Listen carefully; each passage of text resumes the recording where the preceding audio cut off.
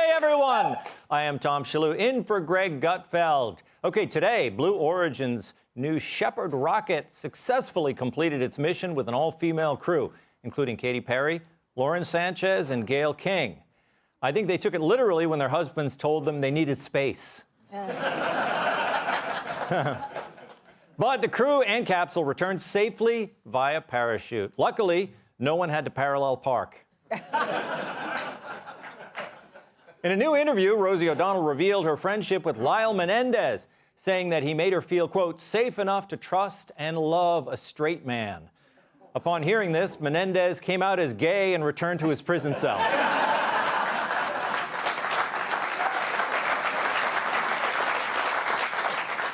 According to a new study, marriage can actually increase your odds of getting dementia.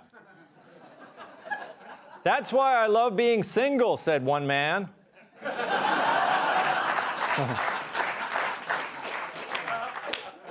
Disney's research division has developed an autonomous humanoid robot that can mimic human behavior. I hate to break it to you, Disney, Congress did that already.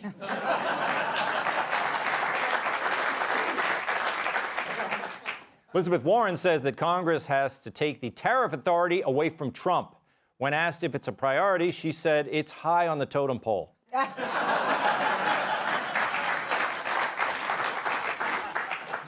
New Jersey Senator Cory Booker hasn't ruled out a 2028 presidential run. You know, that's what I love about Democrats, their sense of humor.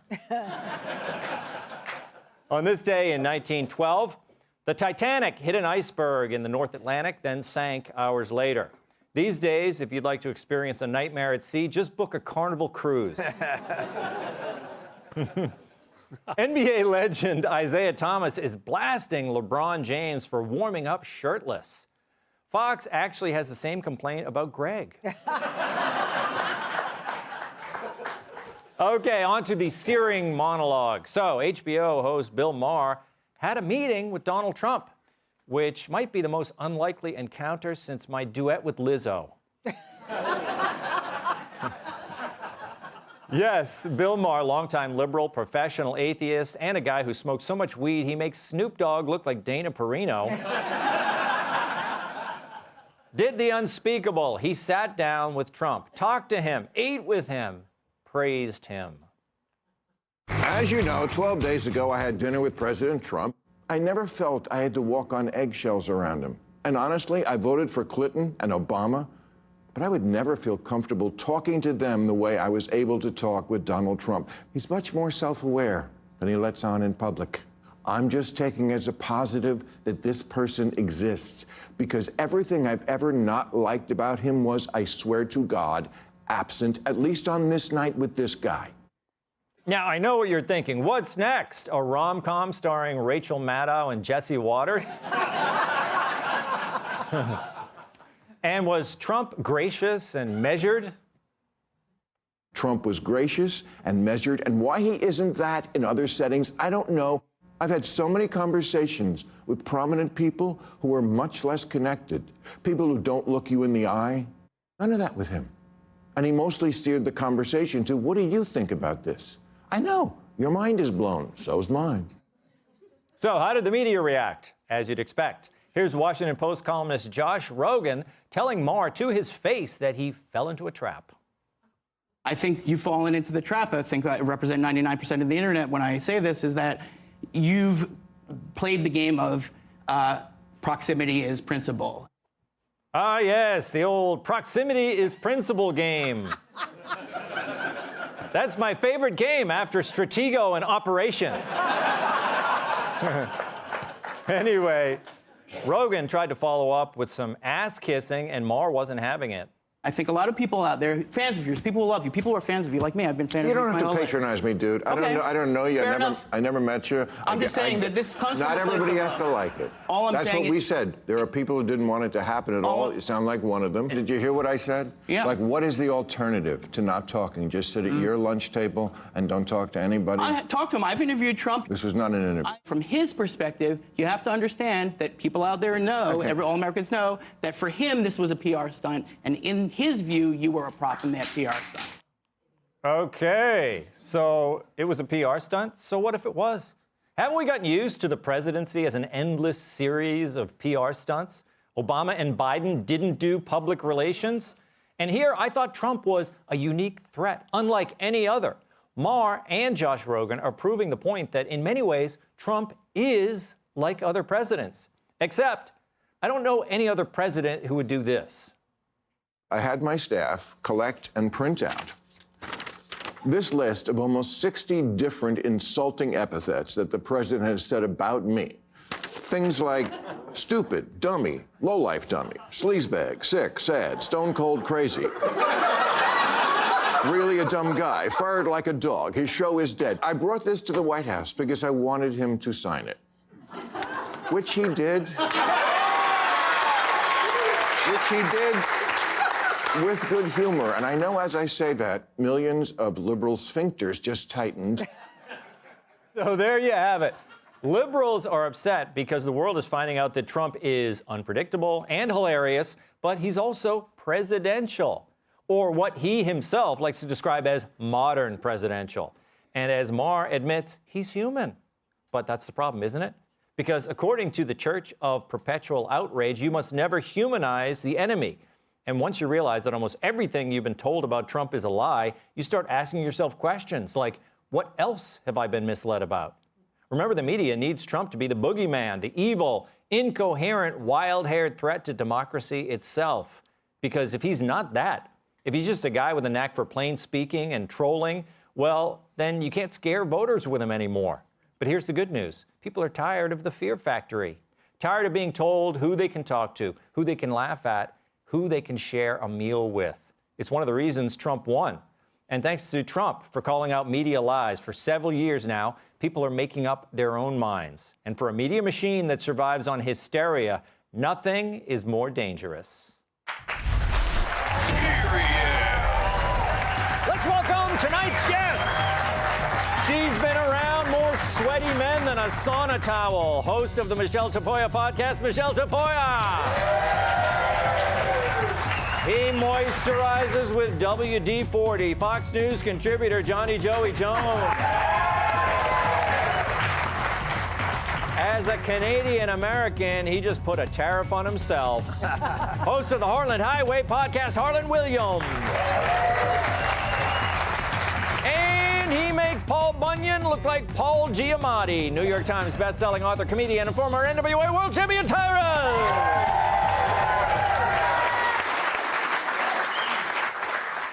Michelle, there were so many great clips to play from that. And it's not because Maher is all buddy-buddy with Trump now. He said on the show he doesn't like Trump. But it's interesting. We have two different forms of liberalism here. Maher doesn't like Trump, but he's willing to talk to him. This guy, Josh Rogan, he's not willing to talk to him, and he doesn't think there's any excuse for doing so. What do you think of that? Well, that's what you call an illiberal. You know, Maher is liberal. This dude is illiberal. Here's the thing, this guy, Rogan, said, I think I represent 99% of the internet when I say this. And I'm thinking to myself, is that your world? You represent 99% of the internet? What does that mean? Now, that's a nasty cesspool of a playground. And I play in that sandbox, so I know. Yeah. But I play in that sandbox because I can handle it and I don't mind it. But it is kind of a cesspool. So if you represent 99% of that, I don't know what he meant by that. But what Bill Maher did is he walked into something unknowable. He walked into dinner with a guy he really couldn't stand on the recommendation of others, had it set up, walked in, didn't know what he was going to get, was pleasantly surprised, and then did something else courageous. Went on his show and told his mostly liberal and some illiberal audience, this was really a good thing. I liked the guy that I met. At least he wasn't the monster I thought he was. Here's who I met. That took some courage, and for that, I applaud him. I don't agree with Maher on everything, but his willingness to have that conversation and say, what else do you want me to do, just sit at my own table? Yeah. Bravo to Bill Maher for this, really. Yes, yes. Joey, it is interesting. He could have done that. He could have taken the credit from people on the right and met with Trump, and then he could have gone on his show in Hollywood, and he could have bashed Trump, and they would have loved it, right? So he did kind of take the tough way out. I mean, it's difficult for him to sit there in front of that audience and say, you know what, I liked him. I don't know. He's been doing this for a while now. I mean, he's been doing it at least since the election season of kind of challenging what is accepted by the left. I mean, I think at the end of the day, when you have a fan base and you go into what is taboo for you, which especially on the left, people are going to stick around out of curiosity. They're not going. They're going to. Well, what was that all about? What are you doing having lunch with Trump? Tell us about it. I think that he's eased his way into this. He's done it when it was most safe, because Trump has never been more palatable for anyone on the left. I mean, look at Hollywood. Look how everyone at UFC, like the list of celebrities keeps growing and growing that come up and shake his hand and want to talk to him when it's acceptable. I have more respect for those that have challenged the status quo without even really warming up to Trump on the left. I don't know if I have a list of names, but I mean, he went and had lunch with him after Mika and Joe. So it isn't like he's a revolutionary here. Yeah, exactly. Harlan, what do you think? Is this good for America? When you started in stand-up, I don't think we were as divided. Do you notice that the audiences, it's like every club now is like a red state or a blue state, right?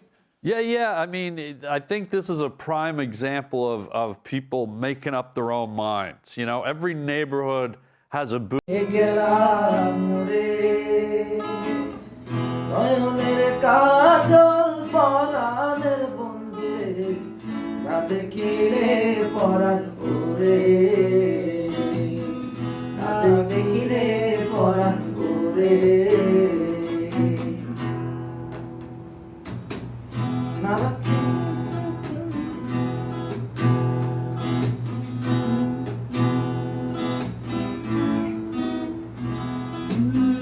নারাকি মাটিতে নারাকি পাটিতে নারাকি পালকের ঘরে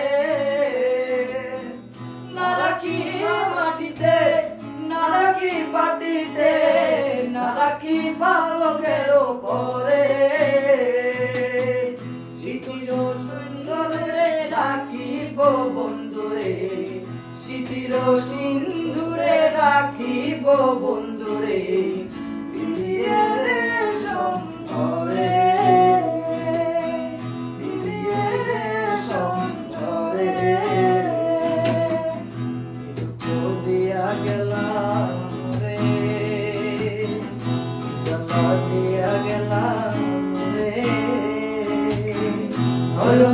কাজল পরাণের বন্ধুরে না দেখিলে পরাণ করে না দেখিলে পরাণ করে না দেখিলে পরাণ করে কি জানাতে গান শুনি বন্ধু পরবাসী পরে ঘরে আসি এত ঘুমে কেন ধরে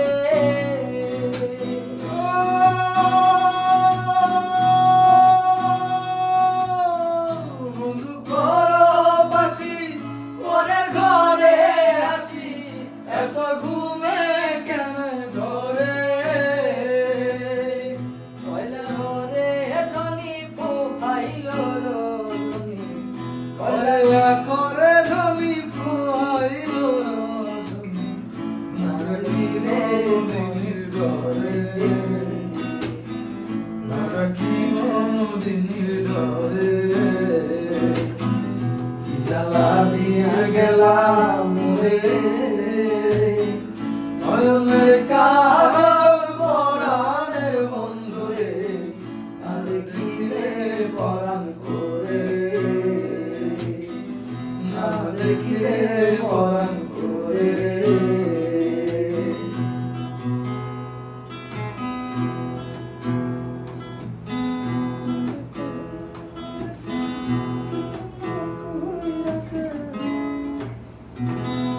কি জানি লেখটা নারী প্রেম গেছে কিন্তু না কইরাছে বস্ত্র কষি কষি পরে নারী প্রেম গেছে কিন্তু না কইরাছে বস্ত্র কষি কষি পরে কহে আসকো হরালি সাধু শত জানি কহে আসকো হরালি কহে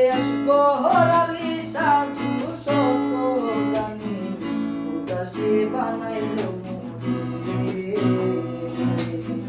ও দাসী বানাইল মোরে কি জ্বালা দিয়া গেলা মোরে নয়নের কাজল পরাণের বন্ধুরে না দেখিলে পরাণ পরে না দেখিলে পরাণ পরে দিয়া গেলাম মোরে নয়নের কাজল পরাণের বন্ধুরে না দেখিলে পরাণ পরে না দেখিলে পরাণ পরে